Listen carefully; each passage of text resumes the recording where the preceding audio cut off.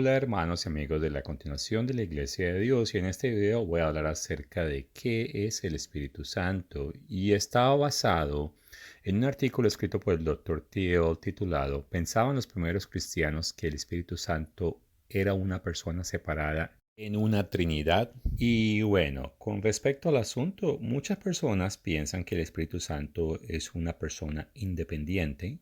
Y bueno, dije persona, pero más específicamente un ser. Y que de esa manera es un tercer miembro que forma parte de la Trinidad y que fue una idea adoptada en el año 381 después de Jesucristo. Y bajo esta creencia entonces se dice que hay tres personas que son coiguales. Uno es el Padre, el otro es el Hijo y obviamente la tercera persona sería el Espíritu Santo. Ahora, en la continuación de la Iglesia de Dios, creemos que el Espíritu Santo procede del Padre y del Hijo. Y en el video voy a dar una descripción breve del punto de vista bíblico. También voy a hacer referencia a documentos históricos de los primeros cristianos para ver qué era lo que ellos entendían acerca del asunto en el primer y segundo siglos. Y obviamente tengo que cubrir algunas de las falsedades que muchos expertos supuestamente entienden. Y bueno, últimamente usted tiene que verificar las escrituras que presento y con cuidado y oración en su propia Biblia pueda verificar los puntos que presento en este video. Y bueno, como comenté hace un momento, el movimiento trinitario tiene que ver con tres seres. Y si tomas cuidado, no es raro encontrar personas dentro de las diferentes ramas de cristianidad tradicional donde algunas personas, bueno, le oran al Hijo, otros le oran al Padre y hay los que le oran al Espíritu Santo. Y dentro de las iglesias de Dios no vas a encontrar a nadie orándole al Espíritu Santo. Y es que nosotros entendemos que la identidad de Dios es una dualidad. Eso significa que nosotros creemos en Dios Padre y en su Hijo Jesucristo y entendemos que estos son los dos únicos seres. El Espíritu Santo no es un tercer ser. Pero hay un dogma que dice que hay tres seres y que son coiguales. Así que cuando leamos las escrituras debemos tener en cuenta estas cosas. Y leo Juan 17, versos 16 y 17. No son del mundo, como tampoco yo soy del mundo. Santificalos en tu verdad. Tu palabra es verdad. Y aquí Jesucristo está hablando de la palabra del Padre. Y al igual leo algo de Romanos 3, verso 4, que dice, sea Dios veraz y todo hombre mentiroso. Pero lamentablemente muchas personas tienen creencias producto de doctrinas que vienen de tradiciones. Así que mejor pongamos la atención a lo que las escrituras dicen, y con eso quiero leer 2 de Timoteo capítulo 3 versos 16 y 17 que dice, toda la escritura es inspirada por Dios y útil para enseñar, para reguardir, para corregir, para instruir en justicia, a fin de que el hombre de Dios sea perfecto, enteramente preparado para toda buena obra. Y bueno, en la Biblia hay suficientes escrituras para enseñarnos lo que necesitamos saber acerca del Espíritu Santo. Y en el Nuevo Testamento encontramos lo que algunos hablan el comienzo más antiguo de la Biblia, que está en Primera de Juan capítulo 1 versos 1 al 3. Y aquí el apóstol Juan comienza haciendo una declaración sobre la dualidad de Dios. Y leo, en el principio era el verbo, y el verbo era con Dios, y el verbo era Dios. Este era en el principio con Dios, todas las cosas por él fueron hechas, y sin él nada de lo que ha sido hecho fue hecho. Y brinco al verso 14. Aquel verbo fue hecho carne y habitó entre nosotros, y vimos su gloria, gloria como el unigénico del Padre, lleno de gracia y de verdad. Es claro que el ser que se menciona como verbo es quien se convirtió en nuestro Salvador, o sea, Cristo. Y ese ser estaba desde un principio con Dios, o sea, el Padre. Y ese ser era Dios. Y en verso Dios, quien estaba desde el principio con Dios Padre. Noten que en esta escritura menciona que esta entidad, el Hijo, es Dios. Juan nunca se refiere al Espíritu Santo como Dios. Leamos algo más que Jesucristo enseña en Mateo 11:27 y dice, todas las cosas me fueron entregadas por mi Padre, y nadie conoce al Hijo sino el Padre, ni al Padre conoce alguno sino el Hijo, y aquel a quien el Hijo lo quiera revelar. Tenga en cuenta que solo el Padre y el Hijo se conocen mutuamente entre sí. Ahora, a través de la historia, el Padre nos ha permitido conocer al Hijo y el Hijo nos ha permitido conocer al Padre. Y note que todas esas escrituras fallan en mencionar que las personas podrían llegar a conocer una tercera persona, que es el supuesto coigual Dios que los grecorromanos mencionan en su Trinidad de tres personas. Ahora, si examinamos los escritos del apóstol Pablo, en cada libro que él escribió, él menciona al Padre y al Hijo. Y no voy a leer cada uno de los saludos que él da al comienzo de la carta, pero comencemos con Romanos 7:1, que dice, a todos los que estáis en Roma, amados de Dios, llamados a ser santos, gracias y paz a vosotros, de Dios nuestro Padre y del Señor Jesucristo. Su siguiente libro, 1 Corintios capítulo 1, verso 3, gracias y paz a vosotros, de Dios nuestro Padre y del Señor Jesucristo. De la misma manera comienza la carta de Segunda de Corintios. Y lo mismo puedo decir por Gálatas, Efesios, Filemón. Ahora, la de Colosenses es un poquito diferente, así que la leo.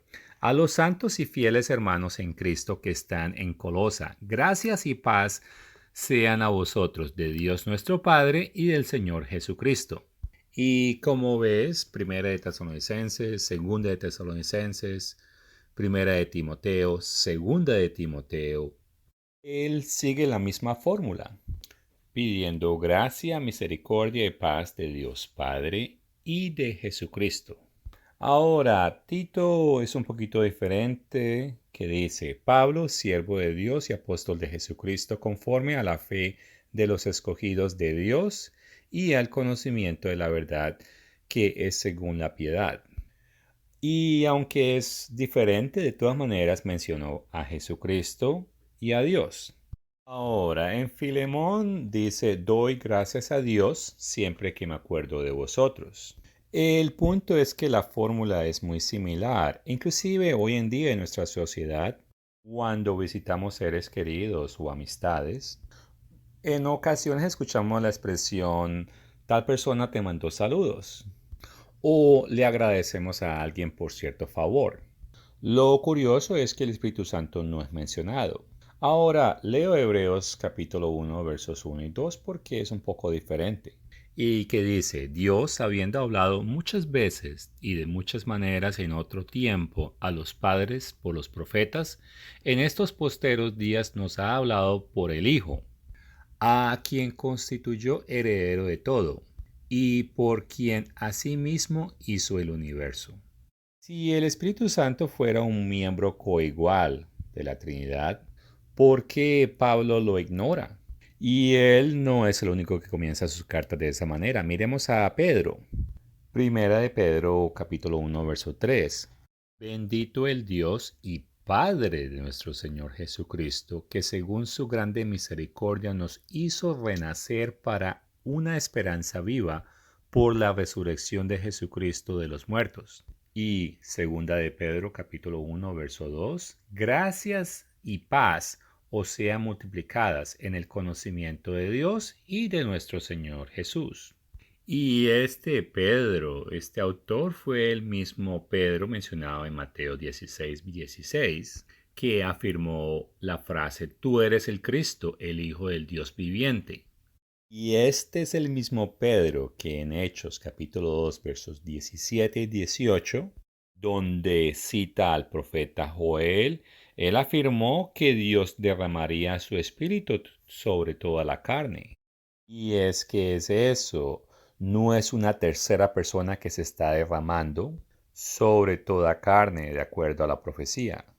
Y en este momento me parece correcto hablar de Mateo 28:19, que confunde a muchas personas.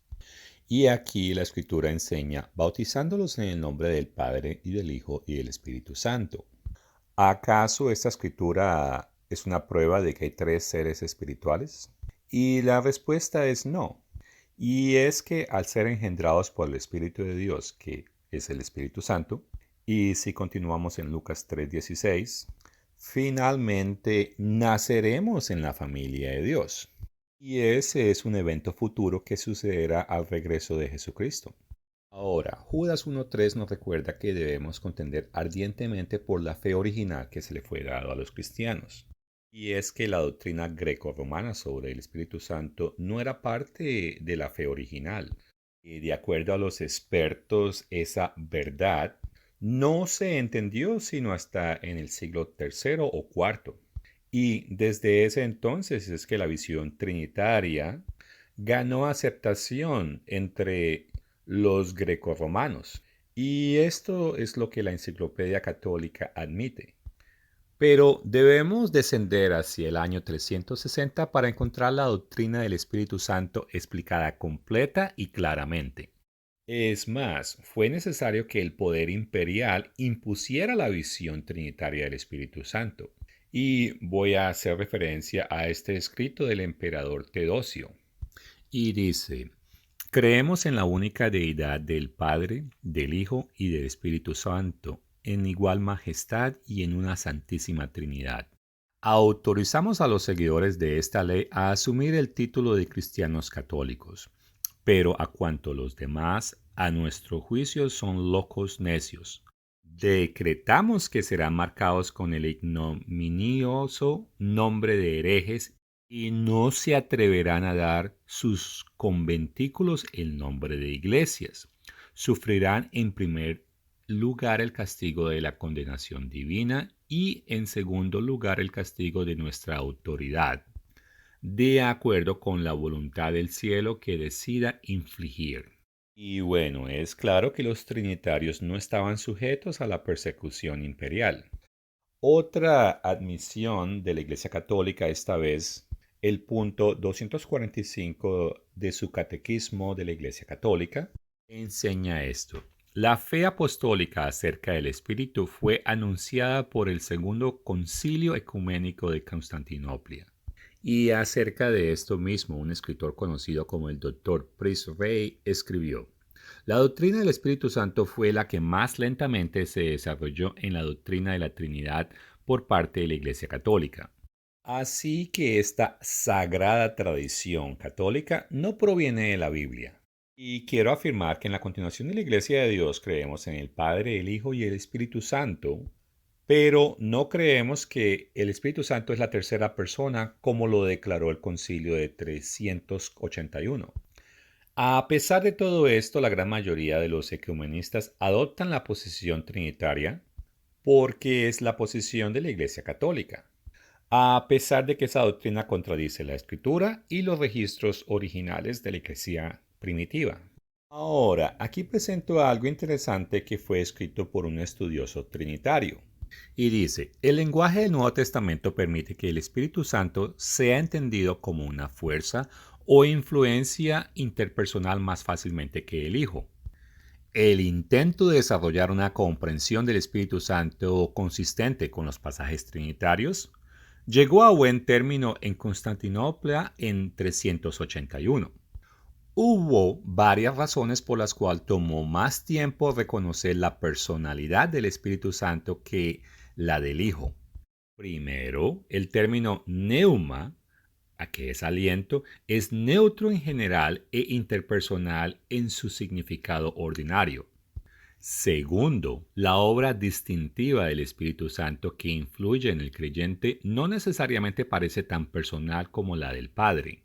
Además, aquellos que veían al Espíritu Santo como una persona a menudo eran heréticos, por ejemplo, los montanistas. Y tercero, muchos de los primeros teólogos atribuyeron al logo o palabra la actividad reveladora que los teólogos posteriores vieron como la obra especial y personal del Espíritu Santo. En resumen, esto es lo que los eruditos trinitarios entienden. Primero, las ideas que hoy enseñan acerca del tema no fueron desarrolladas sino hasta el siglo IV. Segundo, la comprensión de las palabras griegas que hacen referencia al Espíritu Santo del Nuevo Testamento lo presentan de una manera interpersonal, o sea, no es una persona. Y eso llega al tercer punto, y es que la obra del Espíritu Santo puede atribuirse a una fuerza interpersonal de Dios. El cuarto punto es que ellos saben que en el siglo II los herejes estaban asociados con tratar de enseñar que el Espíritu Santo era una persona. El quinto punto es que ellos entienden que los escritores de la iglesia primitiva hicieron declaraciones que contradicen la visión trinitaria del Espíritu Santo. Y el sexto punto de este breve resumen es que después de que se aceptó la Trinidad, los escritores posteriores decidieron que declaraciones deberían respaldar la Trinidad. Además, ellos también entienden que una de las principales escrituras que muchos han señalado como prueba de la Trinidad y que es Primera de Juan capítulo 5 versos 7 y 8 es un fraude. Y leo esto. En la página 1818 de Wright's Study Bible 1985 les recuerda a todos. El versículo 7 debería terminar con la palabra testimonio. El resto del verso 7 y parte del verso 8 no se encuentran en ningún manuscrito griego antiguo. Como ven, he tachado las palabras que no aparecen en los manuscritos originales. Y ahora leo la tradición correcta de esos manuscritos. Porque tres son los que dan testimonio, el espíritu, el agua y la sangre, y estos tres concuerdan. Y en sumadas cuentas la Biblia no apoya que el Espíritu Santo sea una tercera persona de la Trinidad. Los herejes fueron los que introducieron ese concepto. En el segundo siglo habían 3 puntos sobre el Espíritu Santo que se encontraban en aquellos que profesaban a Cristo. Y de esas ideas, la más aceptada comúnmente hoy en día es del famoso o los famosos herejes valentinos y montanos. Y hay que tener en cuenta que ellos son considerados herejes tanto por los católicos, los ortodoxos, los protestantes y obviamente la Iglesia de Dios. Y de acuerdo a fuentes católicas romanas, una visión trinitaria fue expresada por el hereje Montanus y desarrollada por un famoso hereje gnóstico llamado Valentinos a mediados del siglo II.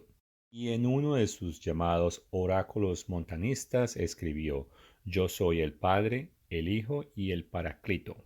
Esta es una de las primeras referencias de la visión trinitaria de la divinidad. El Paraclito es el término utilizado para significar el Espíritu Santo y que proviene del término griego parakletos. Ahora, la historia demuestra que Eusebio escribió en la Historia de la Iglesia, libro quinto, capítulos 18 al 19, que los líderes en la Iglesia de Asia Menor y Antioquía, como por ejemplo Apolonio de Efeso, Serafión de Antioquía, Apolinar de Hierápolis y Traseas de Eumenía, ellos se oponían a las herejías de los montanistas. Sin embargo, los obispos romanos aceptaron algunas de las herejías de los montanistas. Y no fue sino hasta el tercer siglo que ellos los declararon a ellos herejes, pero aún así retuvieron algunas de sus ideas. Y puedes leer de esto en el artículo Montanistas de la Enciclopedia Católica. Ahora, concerniente al hereje Valentín, el historiador católico Irineo, en el año 180, señaló que Policarpo tuvo que ir hasta Roma para impedir que la gente escuchara las enseñanzas de ese señor. Y es que, de acuerdo a Irineos, Policarpo proclamaba la verdad que él había recibido de los apóstoles. Además, Irineo mismo enseñó que al Verbo se le llamaba Hijo y el Espíritu Santo era la sabiduría de Dios, y que, según la voluntad del Padre, el Hijo ministraba y dispensaba el Espíritu Santo a quien el Padre quisiese y como él quisiese. Y es que ellos dan a entender que el Padre y el Hijo tienen voluntades separadas y que ellos dispersan el Espíritu Santo en las personas. Y aquí hay algo más que Irineo enseñó. No hay otro llamado Dios por las Escrituras excepto el Padre de todos y el Hijo. Esto es claramente una visión binitaria y no trinitaria. También quiero citar esta referencia que es de finales del siglo II y fue escrito por un apologista llamado Ategonaras. Y él escribió, y estando el Hijo en el Padre y el Padre en el Hijo, en unidad y poder del Espíritu Santo y entendimiento y la razón del Padre es del Hijo de Dios, el Espíritu Santo que opera en los profetas afirmamos ser una efluencia de Dios que fluye de él. Y salto al siguiente párrafo, el Espíritu como una efusión, como luz de fuego. Y este señor explicó que el Padre y el Hijo tienen una unidad de poder y espíritu, y que el Espíritu Santo es la efluencia de Dios. Él no llamó Dios al Espíritu Santo, y concerniente al Padre y al Hijo, que son distintos, los llamó Dios. Y según el diccionario, efluencia es una sustancia que fluye de algo, no que es una persona. Ahora, de acuerdo a la mayoría de los eruditos católicos romanos, el término Trinidad se desarrolló 85 años después de que se escribiera el último libro de la Biblia. Por eso en la Enciclopedia Católica ellos escriben, en las Escrituras todavía no existe un término único mediante el cual se denotan juntas las tres personas divinas. La palabra trías se encuentra por primera vez en Teófilo de Antioquía alrededor del año 180 después de Cristo. Después aparece en su forma latina Trinitas en Tertuliano. Ahora, Tertuliano después se convirtió en montanista y muchos afirman que él aprendió la Trinidad de Teófilo, pero eso es incorrecto. Aquí hay un escrito original de Teófilo que fue traducido por Tertuliano. Dice, de la misma manera también son 3 días los que están delante de las luminarias. Son tipos de Trinidad, de Dios, de su palabra, de su sabiduría, y el cuarto es el tipo de hombre. Pero eso está mal traducido porque la palabra Trinidad no es una palabra griega. La traducción correcta debería ser así.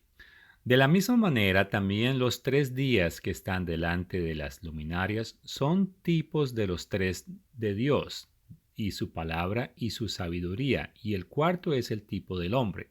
Pero, ¿cómo podemos estar seguros de que Teófilo no enseñó la Trinidad o que el Espíritu Santo era una persona?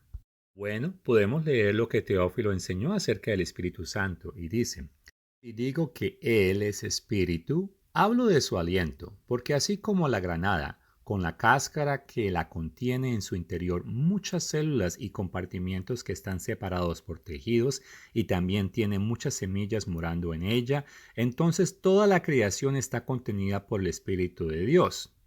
Y el Espíritu contenedor está junto con la creación contenida por la mano de Dios. Aquí hay algo más que Él enseñó. Este es mi Dios, Señor de todos, el único que extendió los cielos y estableció bajo de ellos la anchura de la tierra, que agita las profundidades del mar y hace rugir sus olas, quien gobierna su poder y calma el tumulto de las olas, quien fundó la tierra sobre las aguas y dio un espíritu para alimentarla, cuyo aliento ilumina el todo. ¿Quién, si retira su alimento, el todo fracasará por completo? Y ahora leo parte de la tercera referencia. Al mismo tiempo me encontré con las sagradas escrituras de los santos profetas, quienes también por el Espíritu de Dios predijeron las cosas que ya sucedieron. El todo es que estos escritos sugieren que Teófilo vio al Espíritu Santo como una manifestación del poder de Dios y no como una persona específica. Si en el documento que Tertuliano tradujo de él Si él hubiese utilizado una palabra semejante a Trinidad o equivalente a Trinidad, de todas maneras no habló del Espíritu Santo. Y en resumen, una lectura honesta de los escritos de Teófilo es que nunca escribió que el Padre, el Hijo y el Espíritu Santo eran tres personas de la Trinidad. Él escribió que hay un tipo de Trinidad asociada con Dios que incluye al Hijo, la sabiduría y la descendencia de Dios. Ahora, me gustaría hacer referencia a Ignacio de Antioquía, y esto es alrededor del año 108 después de Cristo. Él se refirió al Padre como Dios y a Jesús como Dios, pero no al Espíritu Santo. Esto es lo que enseñó el Espíritu Santo. En una parte solamente leo esto, que dice usando como cuerda al Espíritu Santo. En otra parte escribió, porque nuestro Dios, Jesucristo, fue concebido de María según el plan de Dios, tanto de la simiente de David como del Espíritu Santo. Y en otra parte escribió, designado por la mente de Jesucristo, a quien Él, de acuerdo con su propia voluntad, firmemente establecido por su Espíritu Santo, el Espíritu no se engaña porque es de Dios.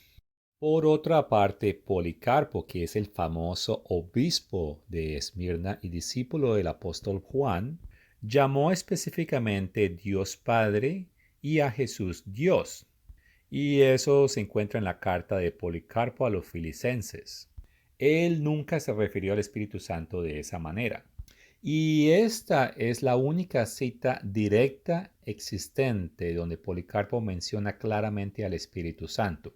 La primera parte del párrafo que es subrayado dice, para la resurrección de la vida eterna, tanto del alma como del cuerpo, en la incorruptibilidad del Espíritu Santo.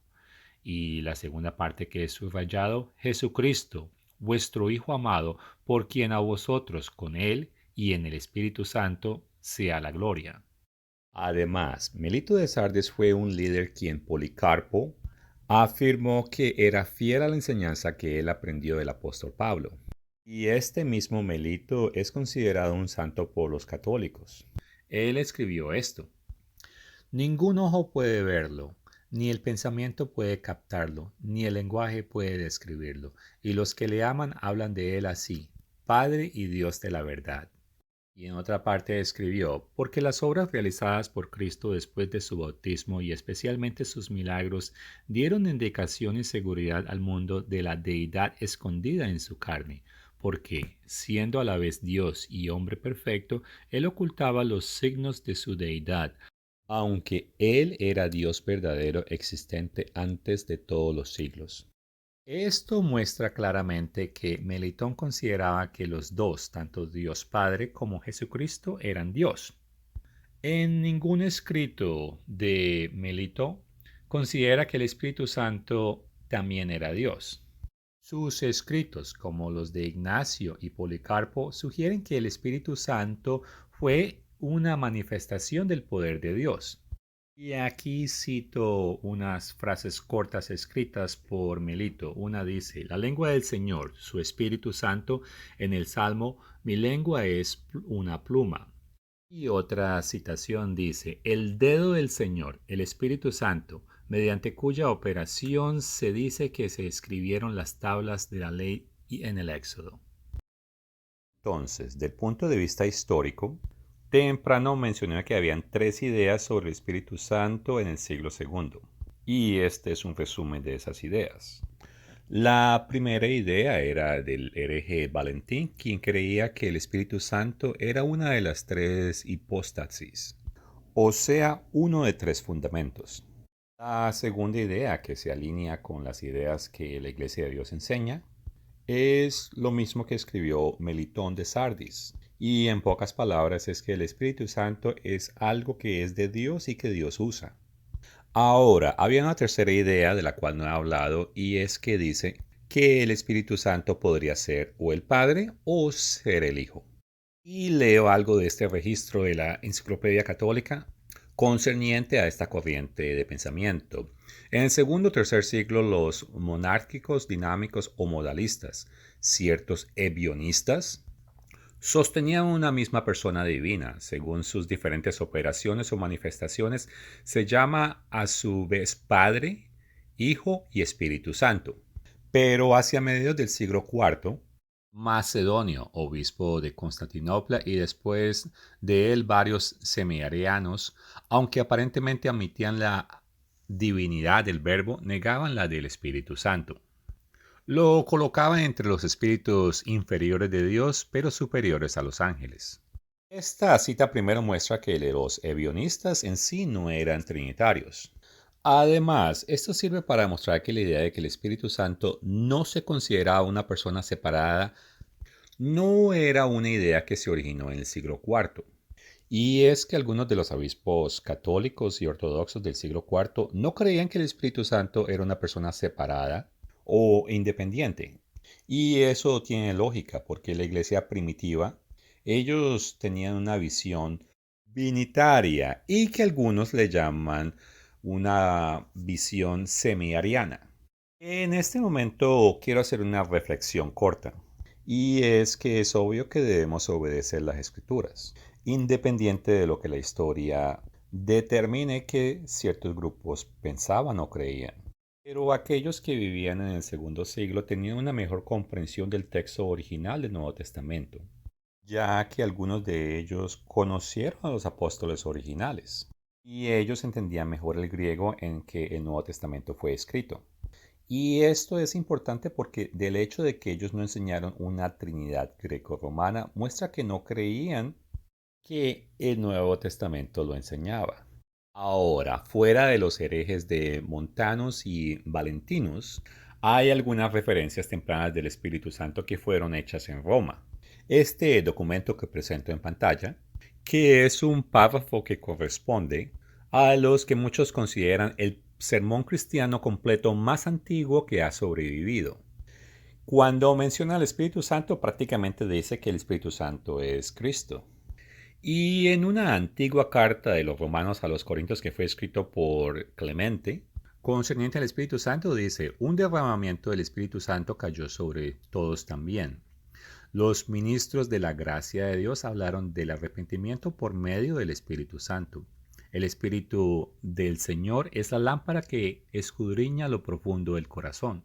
Y en otra parte dice: porque vive Dios y vive el Señor Jesucristo, y el Espíritu Santo, confianza y esperanza de los elegidos, el que observa con humildad y con ferviente obediencia y sin lamentarse las ordenanzas y los mandamientos dados por Dios, serán contados y contados en el número de los que son salvados por Jesucristo.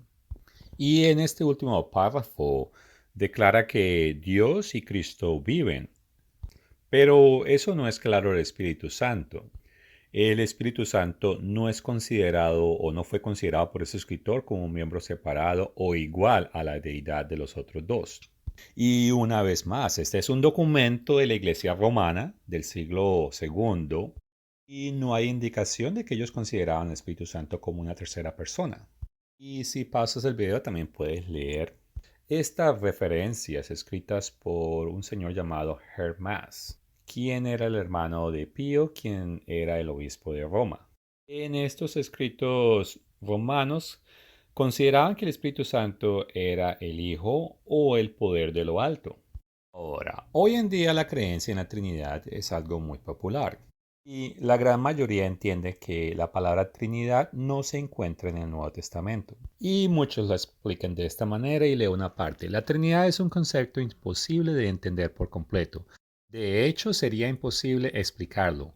Dios es infinitamente más grande que nosotros, por lo tanto, no deberíamos esperar estar en la capacidad de entenderlo por completo.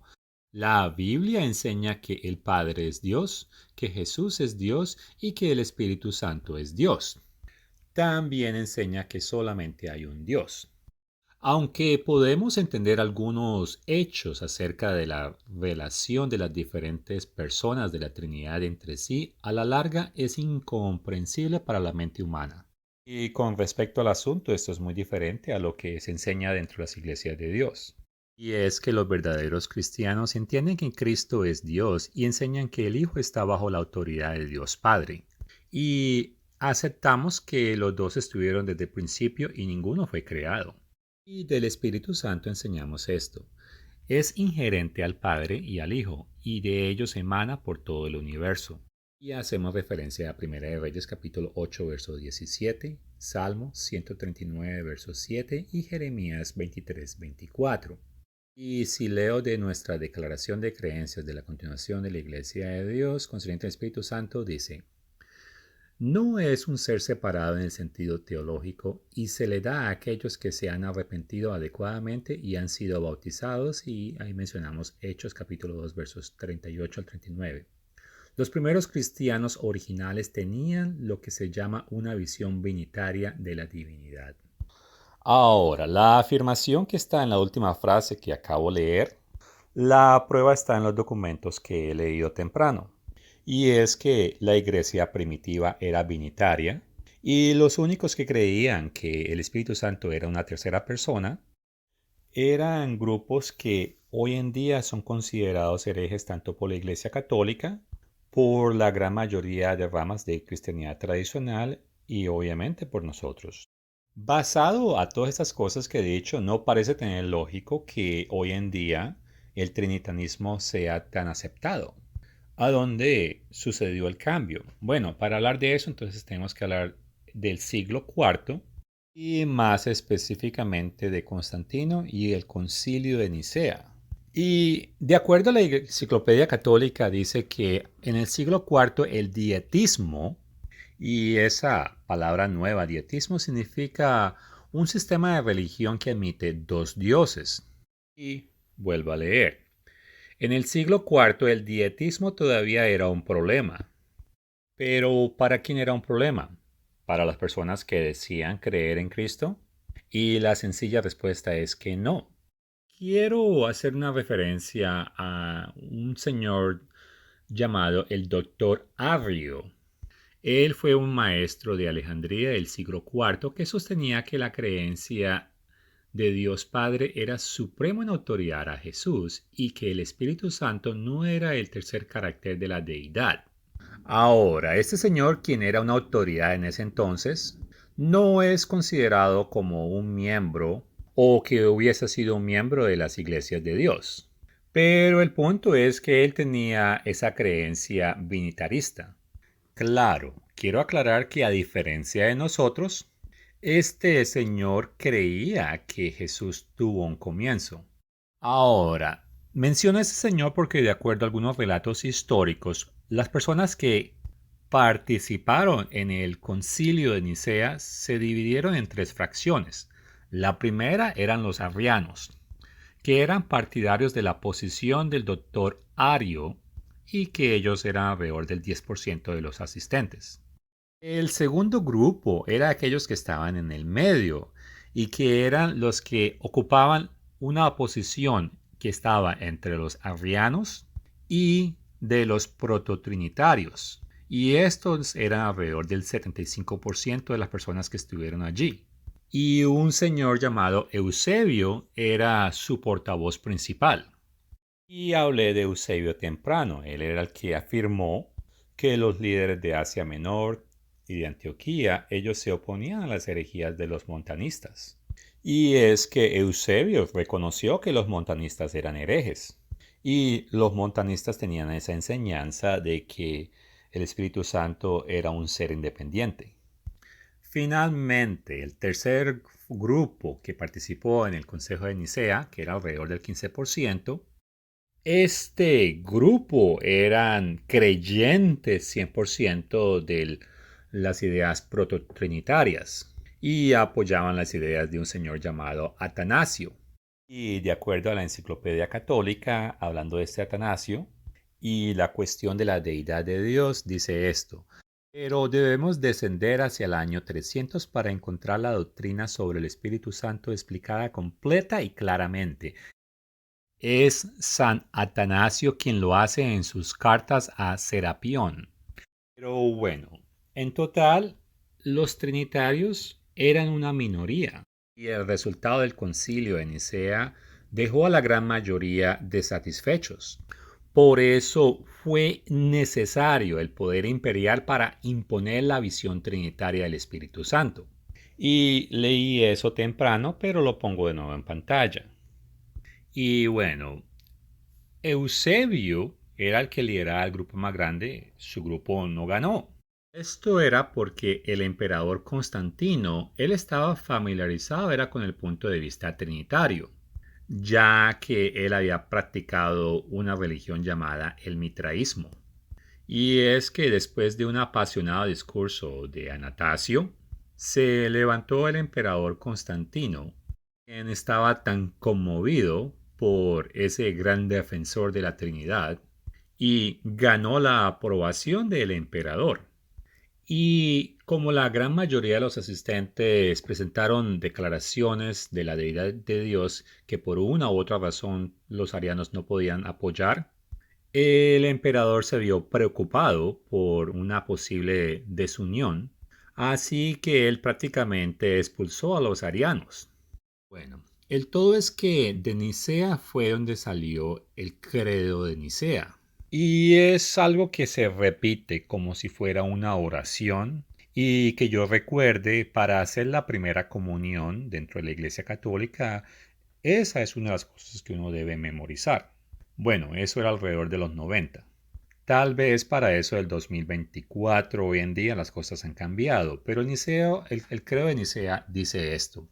Creo en un solo Dios, Padre Todopoderoso, Creador del cielo y de la tierra, de todo lo visible y lo invisible. Creo en un solo Señor Jesucristo, Hijo único de Dios, nacido del Padre antes de todos los siglos, Dios de Dios, luz de luz, Dios verdadero, de Dios verdadero, engendrado, no creado, de la misma naturaleza del Padre, por quien todo fue hecho, que por nosotros, los hombres, y por nuestra salvación bajo el cielo, y por la obra del Espíritu Santo, se encarnó en María, la Virgen, y se hizo hombre, y por nuestra causa fue crucificado en tiempos de Poncio Pilato, padeció y fue sepultado, y resucitó al tercer día, según las Escrituras, y subió al cielo, y está sentado a la derecha del Padre, y de nuevo vendrá con gloria para juzgar a los vivos y a los muertos, y que su reino no tendrá fin. Creo en el Espíritu Santo, Señor y dador de vida, que procede del Padre y del Hijo. Con el Padre y el Hijo recibe una misma adoración y gloria, y que habló por los profetas. Creo en la Iglesia, que es una, santa, católica y apostólica. Confieso que hay un solo bautismo para el perdón de los pecados. Espero la resurrección de los muertos y la vida del mundo futuro. Y este credo afirma ciertas cosas del Espíritu Santo que no se consiguen en la Escritura. ¿Cómo justifica la Iglesia Católica esto? Bueno, acá hay un escrito católico romano y dice, Dios no dejó de hablar una vez que entregó a la Iglesia el depósito apostólico de la fe. Continúa explicando el pleno significado de aquel depósito a través del desarrollo de la doctrina que continúa hasta el presente por la obra del magisterio, bajo la guía del Espíritu Santo. Así fue como la Iglesia llegó a comprender más claramente, por ejemplo, el misterio de la Santísima Trinidad. La verdad que Dios es tres personas en una sola esencia divina. Esta doctrina cristiana, la más básica, tardó varios cientos de años en ser definida por el magisterio de manera que hiciera justicia a todos los diversos aspectos de la relación que Dios nos había dado en Cristo. Ahora, quiero hacer hincapié de que la Trinidad, tal como se enseña hoy en día, no fue adoptada por completo, sino hasta varias décadas después del Concilio de Nicea, que sucedió en el año 325. Y es que no era la posición necesaria de los obispos de Roma o de Constantinopla a eso de mediados del siglo IV. Bueno, aquí voy a saltar muchas cosas en el artículo que estoy utilizando porque es bien extenso. Temprano mencioné que los católicos y muchas personas en diferentes ramas de cristianidad, ellos oran hacia el Espíritu Santo o al Espíritu Santo. Y hay líderes en la Iglesia Católica que entienden que eso no es una práctica de la Escritura. Acá hay un ejemplo. Esto viene del difunto cardenal llamado James Gibbon y dice, la mayoría de los cristianos rezan al Espíritu Santo, una práctica que no se encuentra en ninguna parte de la Biblia. Y la ironía es que hoy en día muchos católicos, los ortodoxos, los mesiánicos que dicen ser judíos que creen en Jesucristo y muchos de los grupos protestantes enseñan que el Espíritu Santo es una persona. Pero inclusive los eruditos trinitarios entienden que bíblicamente no se muestra que el Espíritu Santo sea claramente una persona. Miremos lo siguiente. Los teólogos católicos y ortodoxos coinciden en reconocer un cierto anonimato de característica a la tercera persona de la Santísima Trinidad. Mientras que los nombres Padre e Hijo denotan distinciones personales muy claras, en ningún sentido son intercambiables y en ningún caso pueden referirse a la naturaleza común de las dos hipóstasis. El nombre del Espíritu Santo no tiene esa ventaja. En efecto, decimos que Dios es espíritu, entendiendo por ello que la naturaleza común, tanto como cualquiera de las personas, decimos que es santo. Tomamos asimismo el término Espíritu Santo podría aplicarse no a una distinción personal. En este sentido, Tomás de Aquina tenía razón al decir que el nombre del Espíritu Santo ha sido dado a él. Encontramos una imagen de la economía de la tercera persona más que una imagen del carácter hipostático. Encontramos la procesión de una fuerza o espíritu divino que realiza la santificación. Llegamos a una conclusión paradójica. Todo lo que sabemos del Espíritu Santo se refiere a su economía. Todo lo que no sabemos nos hace venerarlo como una persona. Ahora, brevemente voy a hablar acerca de cómo los protestantes llegan a la conclusión de que el Espíritu Santo es una tercera persona. A ellos no les importan las referencias históricas o muchas de las cosas que están registradas en la Enciclopedia Católica. Esencialmente, los escolares protestantes, ellos utilizan escrituras y dicen que ellas prueban la existencia de la tercera persona. Y aquí hay una lista de escrituras que ellos dicen que prueban que el Espíritu Santo es una tercera persona. Primero mirando Juan 16, versos 13 al 15. En el verso 13 dice que el Espíritu Santo guía. En ese mismo verso dice que también habla. En el verso 14 dice que glorifica a Jesucristo. En el verso 13 dice que contiene verdad. Y si miramos a Hechos capítulo 20, verso 28, el Espíritu Santo asigna pastores o obispos. Si brincamos al capítulo 28, verso 25, una vez más vemos que el Espíritu habla. Y en Romanos 8, 16, el Espíritu sirve como testigo. Y pasando al verso 26, ese también nos da ayuda en nuestras debilidades. Y en ese mismo verso dice que también intercede por nosotros. Y de acuerdo a 1 Corintios capítulo 2, verso 10, el Espíritu escudriña todo. Y de acuerdo a 1 Corintios capítulo 2, verso 11, el Espíritu conoce la mente de Dios. Y en el verso 13 dice que nos enseña. Y de acuerdo a 1 Corintios capítulo 3, verso 16, vive dentro de nosotros. Y en 1 Corintios capítulo 6, verso 11, nos lava y nos santifica. Y de acuerdo a Corintios capítulo 12, verso 11, ese espíritu reparte regalos como él quiere.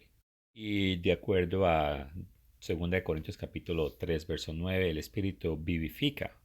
Y de acuerdo a Gálatas 4, 6, llora o clama desde dentro de nuestros corazones. Y de acuerdo al verso 18, nos encamina en los senderos de Dios. Y de acuerdo a Gálatas 5:17, ese tiene deseos que están en oposición al cuerpo. Y en Efesios 13:16 afirma que nos fortalece.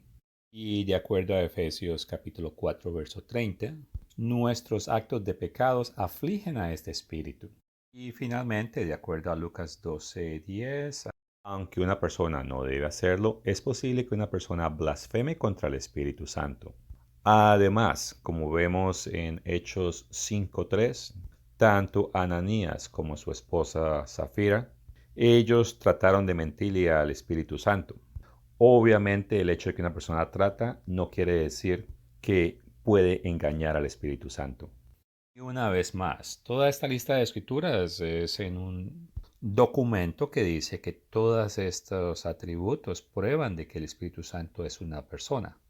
Y en el documento donde encontré esto, decía esto: la Biblia se preocupa más por describir la actividad del Espíritu Santo, lo que hace, que por abordar directamente la cuestión de la persona, quién es. Sin embargo, es obvio que todas estas actividades son las que asociamos con una persona. Ahora, nosotros estamos en desacuerdo, ya que afirmamos que todas estas son manifestaciones del poder de Dios a través de su Espíritu. Y es más, el documento o la frase que ellos escribieron dice que todas estas son descripciones de las actividades del Espíritu Santo, pero que no hablan o describen al Espíritu Santo como una persona. Y es que estos aspectos del Espíritu no son aspectos únicos a la personalidad. El verdadero problema es que ellos que creen que el Espíritu Santo es una persona no entienden completamente lo que la Escritura dice acerca del Espíritu. Leamos 1 Corintios capítulo 2, verso 11, que dice: ¿por qué? ¿Quién de los hombres sabe las cosas del hombre sino el espíritu del hombre que está en él? Así tampoco nadie conoce las cosas de Dios sino el Espíritu de Dios. Y Romanos 8, versos 15 al 16: pues no habéis recibido el espíritu de esclavitud para estar otra vez en temor, sino que habéis recibido el espíritu de adopción por el cual clamamos Abba, Padre. El Espíritu mismo da testimonio a nuestro espíritu de que somos hijos de Dios. Ahora, en 1 Corintios capítulo 2, verso 11 es señalado, sino el espíritu del hombre que está en él. Nadie se atreve a decir que el espíritu del hombre es una persona que está separada del hombre. O de vuelta en Romanos 8, verso 15 es subrayado: no habéis recibido el espíritu de esclavitud. Nadie señala que el espíritu de esclavitud es una persona. Y estos espíritus mencionados aquí tienen sus cualidades, y de ese punto de vista funciona de manera similar al Espíritu de Dios. Todo esto indica que el Espíritu Santo no es una persona. Si hacemos una referencia a Apocalipsis 13, verso 22, que dice: el que tiene oído, oiga lo que el Espíritu dice a las iglesias. Aquí Jesucristo fue el que habló y dijo lo que dice el Espíritu. Aquí el Espíritu no es una persona separada de Dios. Y hay muchos ejemplos como estos similares en la Escritura. Miremos algunos de ellos. Vamos a Ezequiel 21, verso 7. Por una noticia que cuando llegue hará que desfallezca todo corazón y toda mano se debilitará y se angustiará todo espíritu, y toda rodilla será débil como el agua. Ahora miremos a Daniel 2.1. En el segundo año del reinado de Nabucodonosor, tuvo Nabucodonosor sueños y se perturbó en su espíritu y se le fue el sueño. Ahora pasamos a Daniel 5:20, que dice: mas cuando su corazón se ensorbeció y su espíritu se endureció en su orgullo. Si miramos a Ageo 1, verso 14, y despertó al Eterno el espíritu de Zorobabel, hijo de Salatiel. Y bueno, como ven en el artículo menciona muchos ejemplos. Está Zacarías 12:1, Malaquías 2:16, Juan 11:33, Lucas 1:80 y la lista continúa. Note que el espíritu mencionado en estos versículos puede desmayar, estar ansioso, se puede endurecer por el orgullo, también puede ser agitado o puede ser escuchado, también puede turbarse, tiene voluntad, gime, tiene fuerza, puede describirse como palabra, puede ser turbo, puede ser refrescado o provocado, o ser ferviente o servil, y también puede juzgar y estar presente. También, bueno, leyendo el Nuevo Testamento vemos que el Espíritu también puede ser santo, puede ser vivificante, algo que da poder, que también vivifica, que limpia la inmundicia, que puede ser gentil y tener la gracia de Jesucristo. También sabemos que el Espíritu puede ser renovado, puede ser preservado y también puede ser bondadoso. Pero en todas esas escrituras no se refiere al espíritu como una persona separada. Y esto es a pesar de que esos atributos pueden ser considerados asociados con una persona. El punto es que tener una lista de atributos no prueba que el Espíritu Santo sea una persona que es separada de Dios. Y bueno, el Espíritu Santo procede de Dios y es el Espíritu de Dios, pero así mismo como el Espíritu del hombre no es una persona separada, tampoco el Espíritu de Dios es una persona separada de Dios. En este momento quiero hablar acerca de Hechos 5, versos 1 y 5. Muchas personas o trinitarios lo utilizan como verso para probar que el Espíritu Santo es una persona. Y leo, por cierto hombre llamado Ananías con Zafira, su mujer, vendió una heredad y sustrajo el precio sabiendo también su mujer, y trayéndolo solo una parte, la puso a los pies de los apóstoles. Y dijo Pedro, Ananías, ¿por qué llenó Satanás tu corazón para que mintieses al Espíritu Santo y sustrajeses el precio de la heredad? Reteniéndola no se te quedaba a ti, y venida no estaba en tu poder. ¿Por qué pusiste esto en tu corazón? No has mentido a hombre, sino a Dios. Y bueno, lo que puedo decir es que aquí hay dos puntos. Primero, que Ananías mintió a los hombres y al Espíritu Santo. Y el segundo punto es que Pedro, al igual que otros hombres en la Biblia como Moisés, Aarón, Josué, Miqueas, etc., en una instancia al final relacionaron a todo pecado como pecado contra Dios. Si quieres, mira segunda de Samuel capítulo 12 verso 13 y está hablando de David, quien en la historia él pecó contra Urías el hitita, pero en el Salmo él afirma que solo pecó contra Dios. De la manera similar, todo pecado es contra Dios. Si regresamos a Hechos capítulo 5, esta vez en el verso 9, dice, y Pedro le dijo, porque convenisteis en tentar al Espíritu del Señor. Y es que Pedro deja claro que tanto Ananías como su esposa probaron fue el Espíritu del Señor. Así que argumentar que estos versos prueban que el Espíritu Santo es un ser aparte de Dios o una persona independiente no tiene sentido. Ahora, algunas personas dicen que en Hechos capítulo 13, verso 2, el Espíritu habló de una manera audible, en que todas las personas que estaban presentes lo escucharon. Y leo, ministrando estos al Señor y ayudando, dijo el Espíritu Santo, apartadme a Bernabé y a Saúl para la obra que los he llamado. Ahora, decir aquí que esto fue algo audible no es necesariamente el caso. La Biblia es clara que en el pasado el Espíritu Santo habló a través de los profetas y puedo citar 1 de Reyes capítulo 18, disculpe, 14 verso 18, Hebreos 1, 2 y 2 de Pedro 1, 20. Y finalmente, hablando del Espíritu Santo, ¿qué es? ¿Es Él? ¿Es ella? ¿O es eso? Y algunas personas se han preguntado esto y se han dejado engañar por las traducciones inadecuadas, principalmente las del Nuevo Testamento. Y muchos idiomas, al igual que el español, tienen una asignación de género a cada sustantivo. Y los géneros son femenino, masculino o neutro.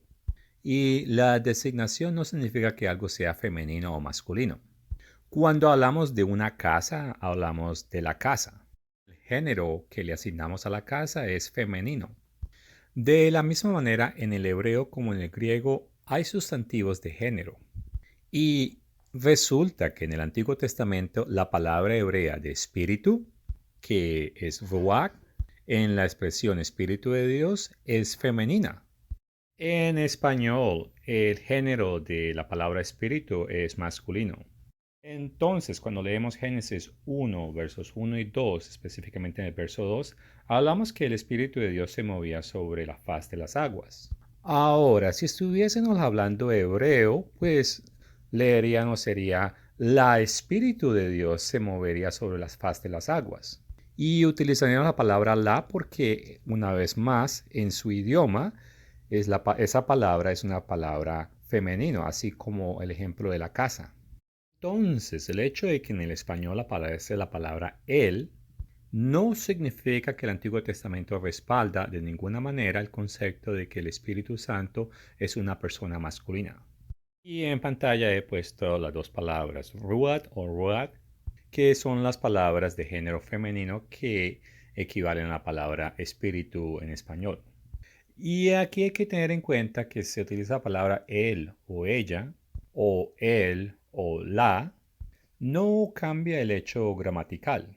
Y hablé de él y ella porque a veces la palabra él se utiliza en relación con la palabra griego para espíritu. Y en otro color he puesto la palabra neuma, que es la palabra griega de espíritu. Y en hebreo esa palabra es neutra. Un ejemplo de un género neutro en español sería lo bueno, lo malo, lo importante o lo contrario. Y la cosa es que en español prácticamente los sustantivos neutros no existen.